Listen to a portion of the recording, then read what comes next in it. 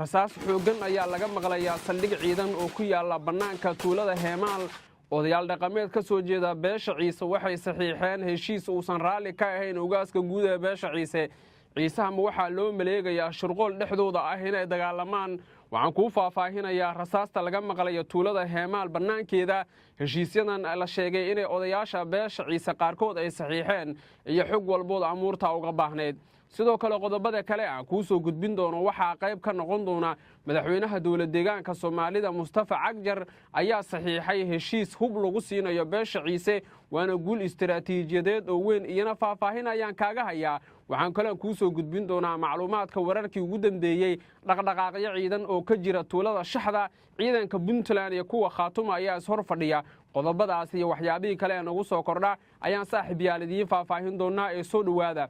haddii taa markii kuugu horreysay ku soo biiri daraja media waxaad heli doontaa dhammaan wararka iyo warbixinada xasaasiga ah oo mar walba halkan aan ku daabacno.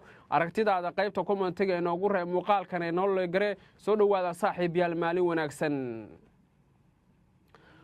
waxaan ku bilaabayaa qodobkeena ugu horeeya ee barqanimadii maanta. rasaas culus ayaa hal mar laga maqlay koonfurta tuulada Heemaal.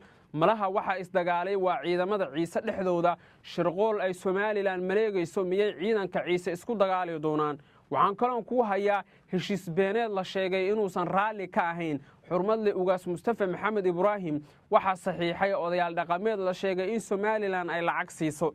haddaba su'aasha isweydiinta mudan waxay tahay ciisaha dhexdooda miyaa dab laga dhex shidayaa? maxaa ciisaha la gudboon? odayaasha dhaqanka ee saxiixay heshiisyadaasi ayaan bannaanka keenaynaa annaga oo bulshada Soomaaliyeed u faahfaahin doona in odayaashaasi ay yihiin odayaal qaswadayaal ah oo diidan horumarka beesha Ciise. soo dhawaada.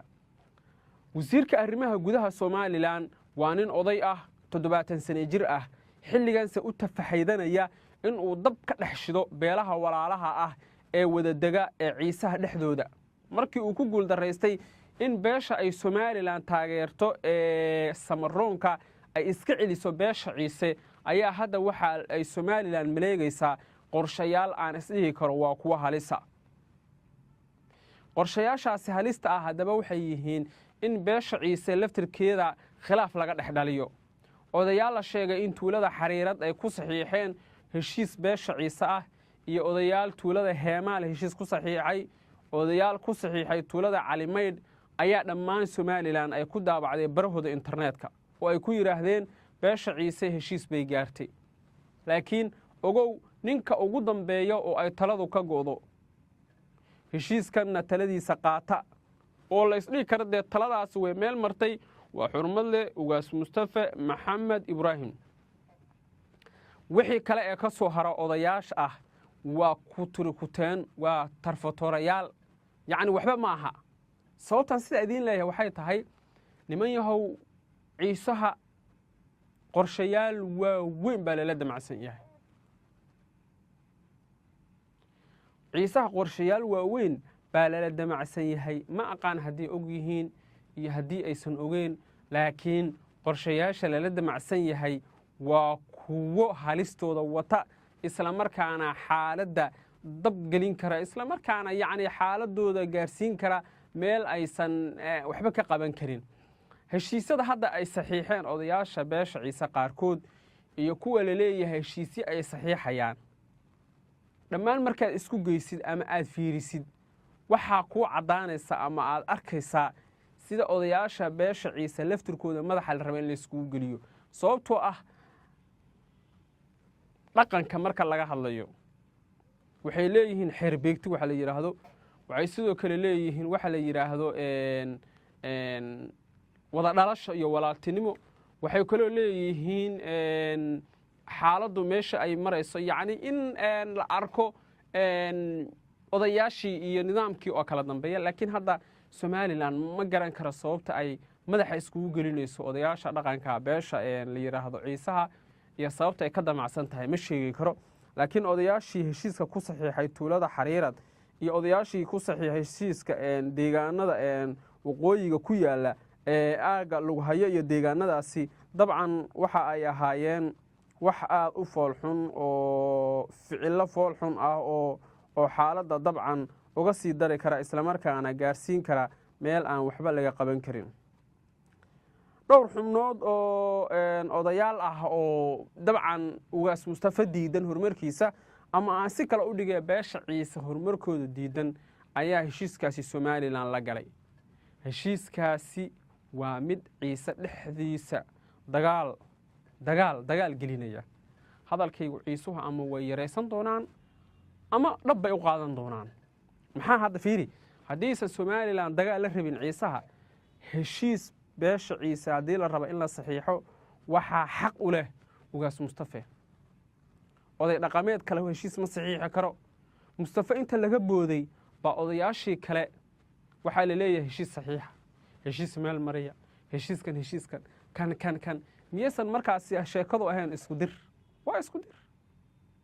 sheekadu isku dir way dhaaftay. marka hadda xaaladdu meel xun bay maraysaa. ciisaha laftirkoodu kolley way ku baraarugsan yihiin waxyaabaha noocaasa sida aan filayo, laakiin bal waxaa la arki doonaa siday uga falceliyaan iyo dhaqankoodu siduu noqdo. markana qodobadeena kale ayaan eegaynaa. madaxweynaha dowlad deegaanka Soomaalida Mustafa Cagjar ayaa la soo warinayaa in uu saxiixay heshiis hub lagu siinayo beesha ciise, iyadoo hubkaasi weliba uu noqon doono mid ay beesha ciise gadato. heshiiskaasi hubka ah wuxuu soconayaa muddo 1 sano ah. hub walba oo ay beesha ciise u baahato dowladda dhexe Itoobiya ayay kala xiriiraysaa, kadibna dowladda dhexe waxay u soo gudbinaysaa dowlad deegaanka, sidaas ayuuna beesha ciise hubka ku soo gaaraya. hadda askarta beesha ciise hubka ugu fudud ama aan isdhihi karo waa hubka ugu adag oo ay haystaan waa qorigan la yiraahdo AK47 iyo qoryaha shanshuutarka la yiraahdo. laakiin waxaa kale oo ay u baahan karaan sida ay wararka iyo macluumaadka tilmaamayaan hubkaas ka halis badan kana khatar badan maadaama cadow fara badan ay la dagaalamayaan oo ay rabaan inay si fiican iskaga celiyaan. saraakiil aan la hadlay waxay ii sheegeen in ay la yaab ku noqotay sida markan beesha ogaadeen ay u danaynayso in hub fara badan laga gado beesha ciisaha, taasi oo dabcan ku tusinaysa ayaa la yiri sida markan ciisuhu ay u doonayaan in ay hub tiro badan u helaan si ay iskaga celiyaan cid walba u arkaan in ay markaasi dabcan horumarka beesha ka soo horjeedaan. Mustafa Cagjar wuxuu xalay kulan gaar ah la qaatay wakiilka koowaad ee ugaas Mustafa iyo sidoo kale xubno odayaal ah oo jufooyinka awoodda leh ilaahba awood leh ee beesha ciise ah. kulanka oo saacado badan qaatay ayaa waxaan ku ogaaday in Mustafa Cagjar uu saxiixay heshiis 1 sano ku kacaya oo hubka ay rabaan looga iibinayo beesha faca weyn ee la yiraahdo ciisaha, taasi oo dabcan ku tusinaysa in ciisuhu xilligan ay diyaar u noqdeen in ay dagaal la galaan Somaliland. awal samaroonku way ka soo adkaadeen ciisuhu, laakiin hadda dagaalku wuxuu toos ugu socdaa sidii xoguhu tilmaamayaan beesha la yiraahdo Rashaq Isxaaq ama Somaliland, sababtoo ah iyaga ayaa dhibaato iyo xanuun ugu filan in ay markaasi dabcan la arko isku dhacyo arinteeda la eeg oo dabcan xaaladda dab kale ku sii shidaya. si walbaba ha ahaatee dad aan la hadalnay oo odayaal dhaqameed ah waxay leeyihiin hubkan dabcan waa mid tayadiisa leh isla markaana wax weyn u goyn kara beesha ciise. waayahay waxaan soo qabanayaa markan qodobkeena ugu dambeeya ee tuulada la yiraahdo Shaxda oo ku taala xuduudda Sool iyo Nugaal waxaa ka taagan xiisad culus oo u dhaxaysa ciidanka la yiraahdo maamulka waqooyi bari iyo ciidanka maamul goboleedka Soomaaliyeed ee Puntland. waxaa laga cabsi qabaa marka inay halkaas u dagaal ka dhaco oo dhinacyadu ay toos isku farasaaraan.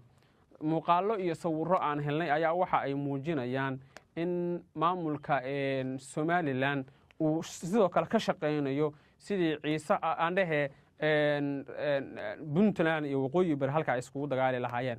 waliba hadda ciidanka BNPF la yiraahdo oo Imaaraadku uu fangareeyo caloosho shaqaystayaal ah ayaa la soo warinayaa in ay yihiin qorshaha koowaad ee raba in ay burburiyaan ama dagaal geliyaan magaaladan Curdunka ah ee Shaxda la yiraahdo oo ah magaalo muhiim ah istiraatiiji ah oo ay dad badan degan yihiin. laakiin garaadada waqooyi bari hore waxay u sheegeen haddii ciidanka waqooyi bari la soo weeraro inaysan xishoonayn oo ciidanka waqooyi bari ay isdifaaci doonaan, taasi oo dabcan ka dhigan ciidanka waqooyi bari xil walba dagaal ayay qaadi karaan oo waxay fidin karaan weerar dhinac walba ah sida ay wararka iyo macluumaadku tilmaamayaan. guud ahaana saaxiibayaal wararkeena intaas bay ku dhan yihiin. hadday tahay markii kugu horreysay kusoo biri daraja media waxaad heli doontaa wararka iyo warbixinada halkan aan ku daabacno aragtidaada qaybta commentiga noogu reeb. soo dhawaada saaxiibayaal meel kastoo aad joogtaan maalin wanaagsan.